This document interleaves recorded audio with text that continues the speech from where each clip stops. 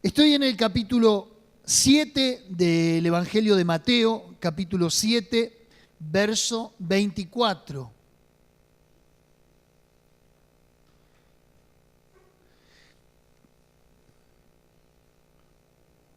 Quiero hablar hoy y seguramente también el domingo una nueva serie que se llama La suficiencia de las Escrituras. Dice: cualquiera pues que me oye estas palabras y las hace, lo compararé a un hombre prudente que edificó su casa sobre la roca. Descendió lluvia y vinieron ríos, soplaron vientos y golpearon contra aquella casa y no cayó, porque estaba fundada sobre la roca. Pero cualquiera que me oye estas palabras y no las hace, lo compararé a un hombre insensato que edificó su casa sobre la arena. Y descendió la lluvia, y vinieron ríos, y soplaron vientos, y dieron con ímpetu contra aquella casa, y cayó, y fue grande su ruina. Y cuando terminó Jesús estas palabras, la gente se admiraba de su doctrina, porque les enseñaba como quien tiene autoridad y no como los escribas. Los escribas no es que no enseñaban la palabra, también la enseñaban, pero la enseñaban en un sentido literal, frío y sin la aplicación que merecía llevar a cabo. Jesús, con ejemplos de la vida cotidiana, podía aplicar la palabra. Jesús era rico en metáforas, en símbolos, en palabras, en figuras. Hay un elemento que se llama hermenéutica. Este elemento su significado es el arte de interpretar los textos. Y cuando uno lee la Escritura, es un libro tan rico en literatura que posee todos los géneros literarios: poesía, leyes, canción, historia, biografía, etcétera, etcétera, etcétera. Y cuando uno va a la Escritura, tiene que saber que de acuerdo al género literario que está leyendo, tiene una aplicación. ¿Verdad que sí? ¿Me están entendiendo? Lo que es poesía, pero claro que aun cuando tenga un diferente género literario, tiene una aplicación práctica para nuestra vida. Un ejemplo, el Corán, que leen el mundo musulmán o los islámicos, son leyes, leyes, leyes, leyes y no tiene promesa. ¿Sabía eso? Y libros de otras religiones imponen sus prácticas, imponen sus doctrinas, pero Jesús va mucho más allá. Y mire qué interesante lo que él está describiendo, ¿sí? Es tan básico, tan sencillo, tan simple, que me atrevería a decir que esto hasta puede llegar a ser una clase de escuelita dominical. Pero sin quitarle el mérito de la palabra, aun cuando pudiera ser una clase de escuelita dominical, si no la practicamos, si no la vivimos, si no la aplicamos, por más simple, por más básica, por más sencilla que sea, puede venir la ruina a nuestras vidas. Dice que el que oye las palabras de este libro, las palabras de Jesús, Jesús es la palabra y la palabra es Jesús, es un hombre prudente cuando las hace y no solamente las escucha. Y lo compara con un cimiento. Va a hablar de dos cimientos. El primero, en el verso 24, la roca. Un cimiento firme. Diga conmigo, la roca. La roca es un cimiento firme, inamovible. La roca, en comparación a un iceberg, puede manifestar la punta por sobre la superficie de la tierra, pero nadie sabe con cuánta profundidad y con cuánto ahínco y con cuánta fortaleza está arraigada por debajo de la superficie. En otras palabras, la roca es el cimiento firme y estable, pero dije que nos habla de dos tipos de cimiento, la roca y en el verso 26, la arena. Y la arena es arena. La arena es susceptible al viento. La arena es susceptible al agua. La arena hoy está aquí y mañana está allá. Aquellos que han tenido la experiencia a lo mejor de vivir en la costa atlántica, fue mi caso. Uno iba un día a la mañana a la playa y veía un semejante médano que nos brindaba sombra, pero iba al otro día y el médano era un llano. ¿Por qué? Porque eso es la arena. Hoy está y mañana desaparece. No podemos confiarnos en la arena porque es arena, susceptible al clima, susceptible a lo que depara ese día el clima, valga la redundancia. No así la roca. Y Jesús hace esta comparación tan simple, pero que es del día a día. Yo lo compararía con convicciones y emociones. ¿Qué es una convicción? Una convicción es lo que creo, es lo que se arraiga a mi creencia, es mi idiosincrasia, es la seguridad que yo tengo sobre algo. Eso es una convicción. Estoy convencido de lo que creo, de lo que sostengo. Tengo argumentos básicos para apoyarme en un pensamiento. ¿Qué es una emoción? Es un arrebato de un sentimiento momentáneo. Una emoción es una emoción. Hoy puede estar allí arriba, mañana puede estar allí abajo. Es lo que la psicología lo cataloga como el síndrome de la bipolaridad. Está en dos polos y en dos polos opuestos muchas veces. Hoy puedo llorar, mañana puedo reír, hoy puedo estar de ánimo, mañana puedo estar deprimido. Convicción versus emoción. La vida cristiana no puede estar arraigada en una emoción porque la emoción nos traiciona. La emoción está acorde a nuestro estado de ánimo. La emoción está de acuerdo a las circunstancias y al escenario que me propicia la vida. Hoy la vida me sonríe, hoy la vida me prospera, hoy la vida me da satisfacciones, pero mañana la vida me puede traer un infortunio y mis emociones pueden ser llevadas de un lugar a otro. Santiago lo describe muy bien en el capítulo 1. Dice, el hombre de doble ánimo, emoción, es inconstante en todos sus caminos. ¿Conoce gente de doble ánimo? Hoy te saluda, mañana no te saluda. Hoy está bien, mañana está mal, y su vida está en función a lo emocional, a la emoción.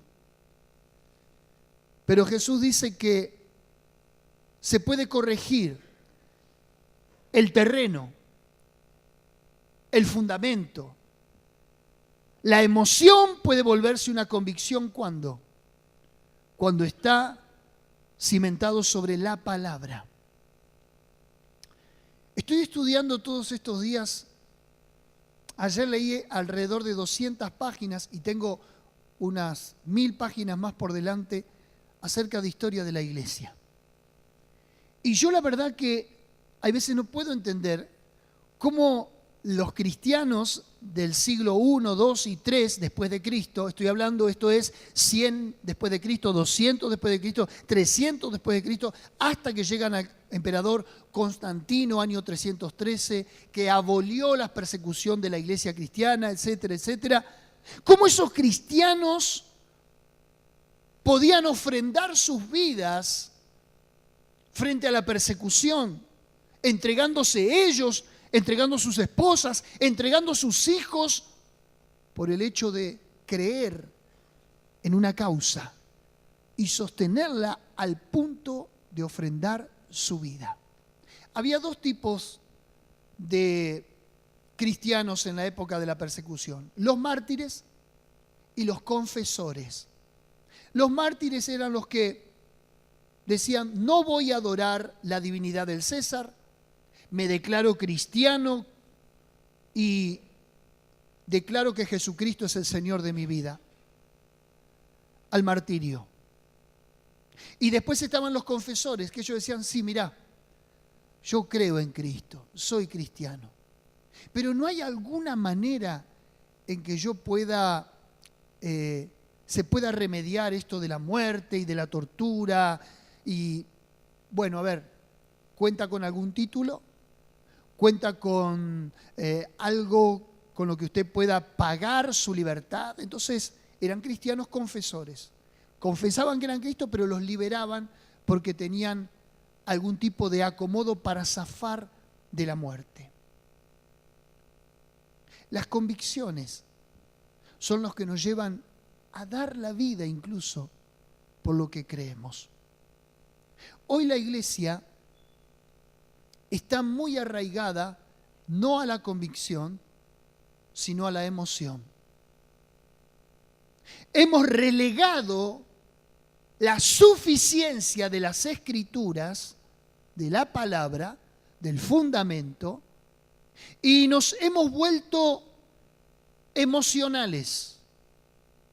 El día que nos sentimos, el día que parece que no cantamos lo suficiente, el día que no se me despertó una emoción interior, o no se me cayó una lágrima, o no tuve una experiencia de risa, parece que el Señor ese día no visitó el culto y su presencia no estuvo en la iglesia.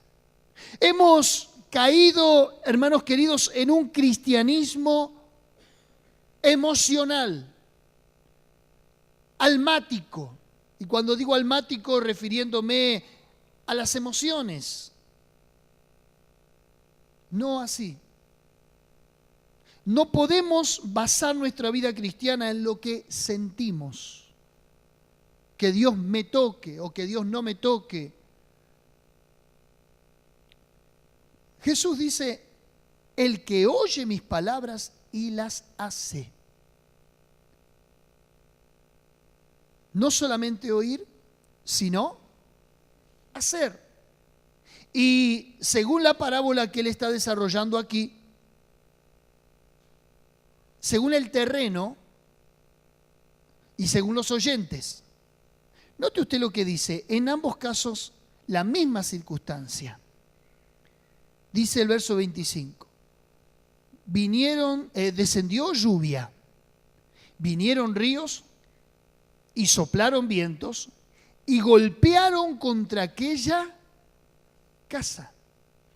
En el verso 27 dice lo mismo, la misma experiencia. Descendió lluvia, vinieron ríos, soplaron vientos y dieron con ímpetu contra aquella, la misma circunstancia. ¿Cuál fue la diferencia de que una casa se sostuvo y cuál fue la diferencia en que otra casa cayó? El terreno, el cimiento, la base. Esto es algo tan lógico lo que estoy hablando, tan simple. Cuando tu vida está afianzada, apoyada, cimentada en lo que Jesús dice, bueno, va a venir ríos, va a venir circunstancias adversas, va a soplar viento, van a querer golpearte los vientos de la vida, los infortunios, las pérdidas, el desarraigo, la traición y tantas otras cosas. Pero si tu vida está cimentada sobre la roca, tu casa está sobre el cimiento firme y estable, ¿qué dice la Biblia? No caerá. No cayó. ¿Cuándo cae uno? Cuando su vida está sobre la arena. Claro, a lo mejor la edificación de una demanda más trabajo que la edificación sobre la otra. Edificar sobre la roca había que picar la roca. Había que buscarle el punto dulce.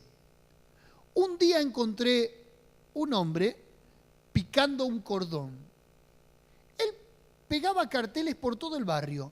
Pica, pica, y te ponía un número de teléfono. Y hacías 5 cuadras, pica, pica, y un número de teléfono. ¿Qué onda esto?, dije yo. Él se dedicaba a picar cordones y bajadas de auto. ¿Me sigue? Vaya a picar el cordón. Rebota la masa, parece que fue una masa de goma. Le digo, ¿cómo es esto? Agarraba los adoquines, los miraba y le daba y los partía. Y yo podía estar todo el día pegándole al adoquín y nada. Yo digo, ¿cuál es el secreto? ¿El golpe? No. Ya sé. La punta del cortafierro, tampoco. Es el punto dulce que todo elemento duro tiene para partirse. Pica, pica, y en menos de una hora te comía todo un cordón. Interesante, dije yo. Toda circunstancia tiene su punto dulce, donde tarde o temprano se partirá la roca. Claro, edificar sobre la roca, Jesús está hablando. Sí, la edificamos sobre la roca, pero demanda trabajo. Demanda encontrarle la vuelta a la circunstancia y al problema.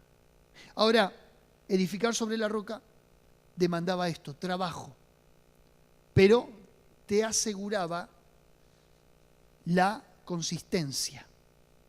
Ahora, edificar sobre la arena, paleas un poco, pones ahí, pero después te quiero ver cuando venga la circunstancia. Es tan simple esto. Estoy hablando de 2 tipos de oyentes y estoy hablando de 2 tipos de materiales de construcción. Ahora, la palabra de Dios, la suficiencia, y cuando digo la suficiencia, es que la palabra lo hace todo. Diga conmigo, la palabra lo hace todo. Yo acabo de leer para la ofrenda Mateo capítulo 14. Y yo me voy tranquilo hoy, bajo la circunstancia de solvencia que yo esté atravesando. Sé que lo poco mío en las manos del Señor se multiplicará. Y como mi vida está arraigada y cimentada en la palabra, con lo que Jesús me dijo, ya me basta. Y yo me voy a acostar tranquilo. Y voy a esperar que la palabra trabaje y que la palabra encuentre su punto dulce y la circunstancia que para mí parecía dura e imposible se romperá. Ahora, pregunto, ¿con qué estás edificando tu vida? ¿Sobre qué estás edificando tu vida? ¿Sobre la emoción o sobre una convicción?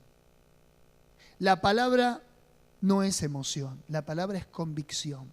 Por eso es que cuando está hablando y describiendo la fe, capítulo 11 de Hebreos, no te dice cómo tener fe, porque la fe es don de Dios. Vos no podés fabricar la fe. En realidad no está hablando de la fe en sí, sino que está hablando de la palabra. Porque los héroes de la fe no tuvieron fe primero, tuvieron una palabra y en base a esa palabra creyeron. La fe viene por el oír. ¿El oír?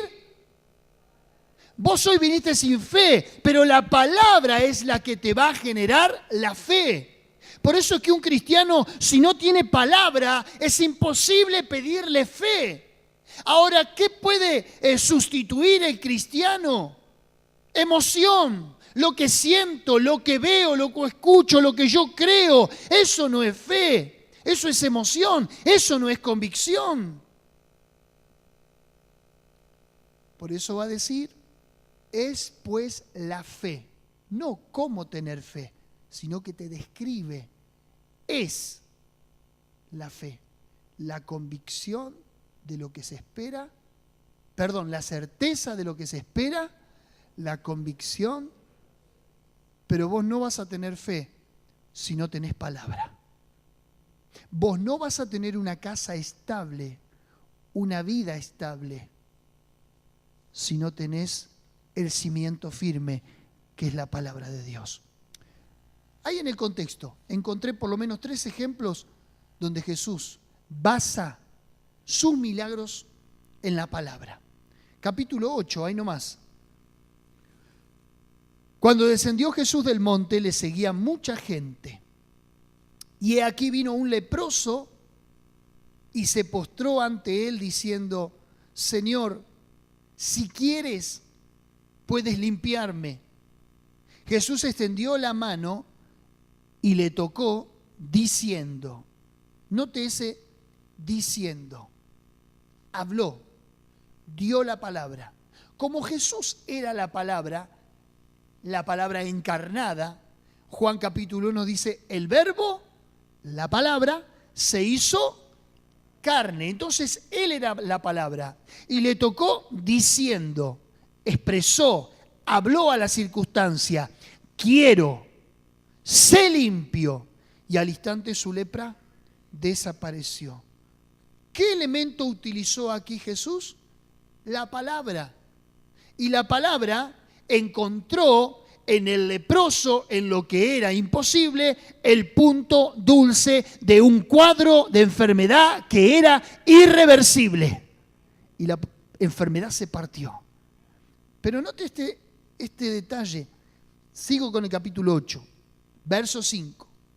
Entrando Jesús en Capernaum, vino a él un centurión rogándole y diciendo, Señor, mi criado está postrado en cama, paralítico, gravemente atormentado.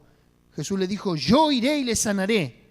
Respondió el centurión y dijo, Señor, no soy digno que entres bajo mi techo. ¿Por qué le dice esto? Porque un centurión era un romano. Los romanos eran superidólatras, tenían dioses por todos lados. Y el centurión sabía que un judío jamás iba a entrar a la casa de un gentil. Es imposible, eran culturas incompatibles. Entonces el centurión le dice, no soy digno que entres a mi casa. Solamente le dice el centurión, di la palabra y mi criado sanará. Di la palabra. Porque también yo soy hombre bajo autoridad y tengo bajo mis órdenes soldados y digo a este, ve y va, y a otro ven y viene, y a mi siervo haz esto y lo hace. Porque una palabra subordina una acción. Pero sigo. Al oírlo Jesús se maravilló y dijo a los que le seguían, de cierto os digo que ni aun en Israel he hallado tanta fe. Verso 13. Entonces Jesús dijo al centurión, ve, como creíste, te sea hecho. Y su criado fue sanado en aquella misma hora. Porque Jesús dio la palabra. No fue, dio la palabra.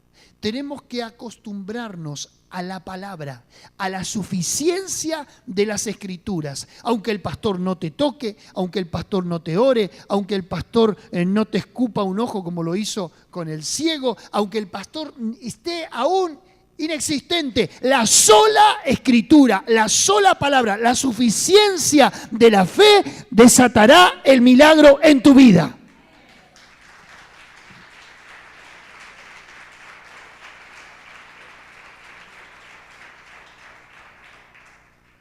Por eso es que dentro del protestantismo criticamos tanto la iglesia evangélica universal. Y digo la iglesia evangélica porque son evangélicos. Y en Brasil son mayoría la iglesia universal. Y están constituidos dentro de religiones y culto como protestantes también. Ahora, ¿qué es lo que nosotros discrepamos y no coincidimos? Es en toda esa liturgia y fetichismo que tienen con el aceite de esto, la sal de aquello, la piedra del otro, la rosa de tal lugar. ¿Me sigue? ¿Y por qué tienen tanta convocatoria? ¿Y por qué la gente va detrás de eso? Porque la gente se retroalimenta de lo que tiene que tocar, de lo que tiene que ver, de lo que tiene que sentir. Pero ¿sabe qué? Cuando la gente hace eso, tiene una ausencia de fe.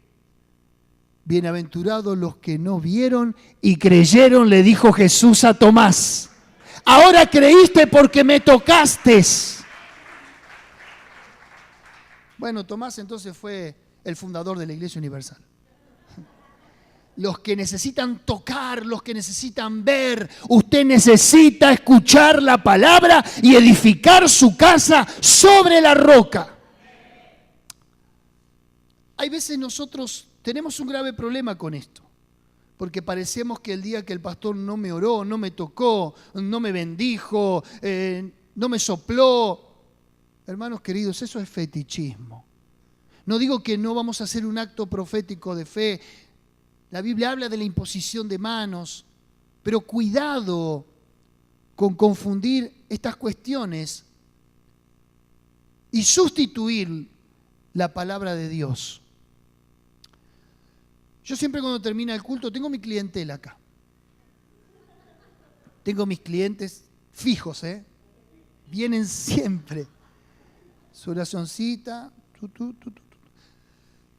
Tengo una persona que me llama todos los días, delante de Dios se lo digo, y no me molesta. Al contrario, estoy para eso. Nancy no me deja mentir. Todos los días. 8, 8:30.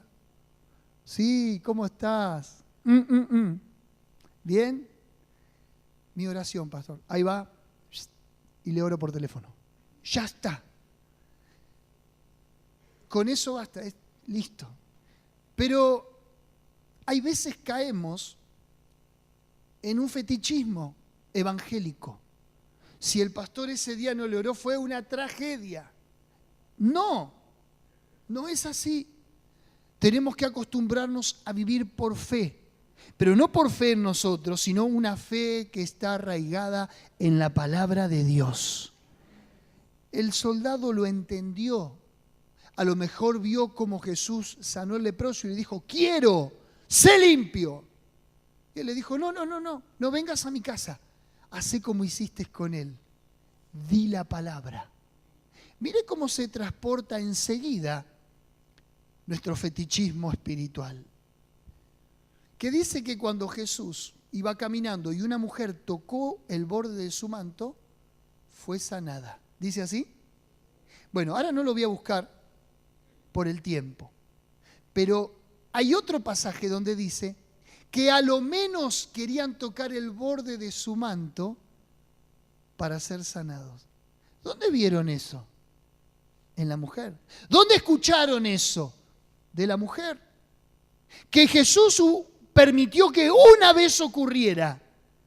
No significa que ahora eso era un molde o una acción repetitiva que si no tocabas el manto no te sanabas. ¿Me está entendiendo lo que le digo? Hay veces nosotros nos atamos a determinadas cosas. Fetichismo. Y si eso no funcionó o no estuvo, entonces me perdí mi bendición, me perdí mi milagro. Di la palabra y mi criado sanará. Usted hoy tendría que irse a su casa y decir, el pastor ya lo dijo.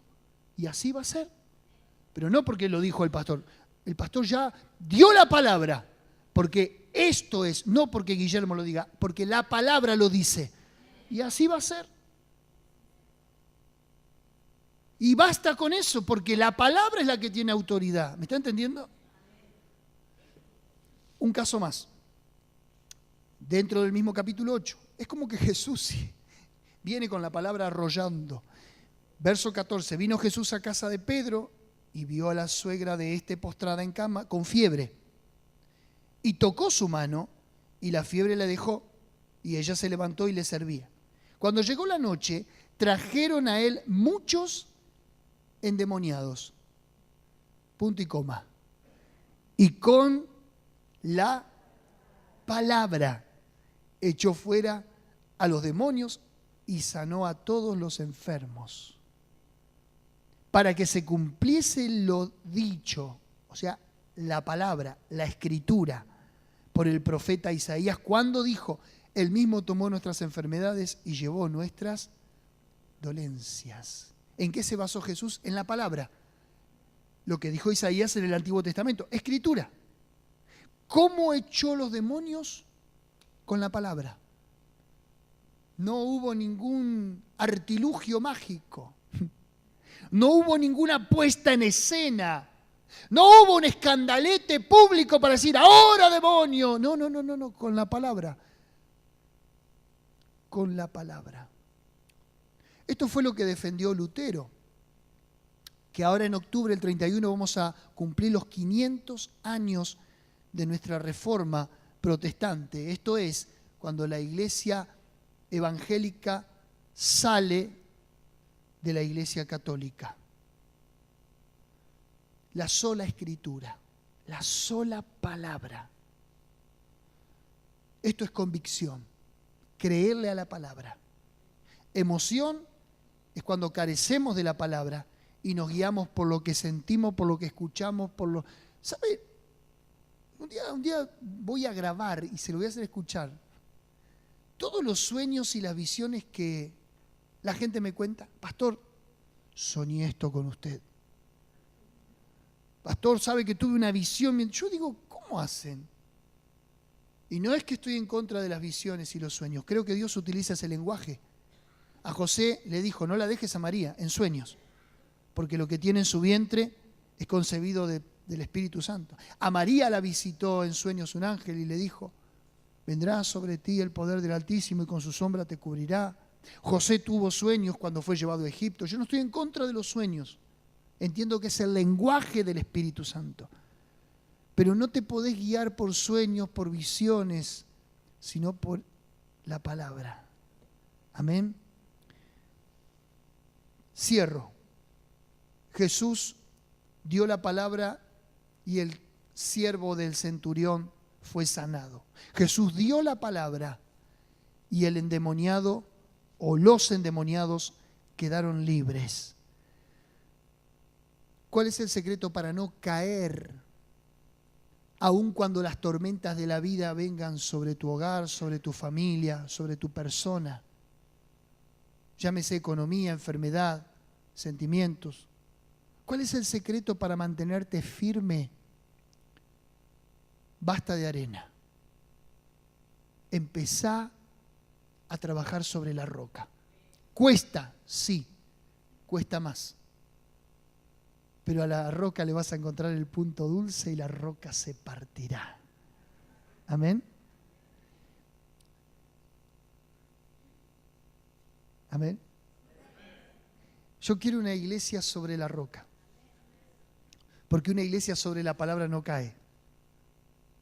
Un pastor sobre la palabra no cae. Un cristiano sobre la palabra no cae. Y va a venir, sí van a venir las circunstancias, pero tu fe va a estar intacta. Te voy a mostrar un texto. Salmo 105.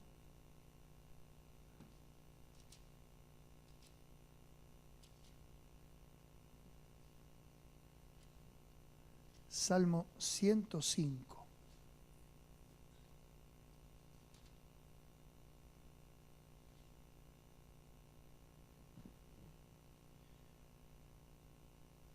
Versículo 17.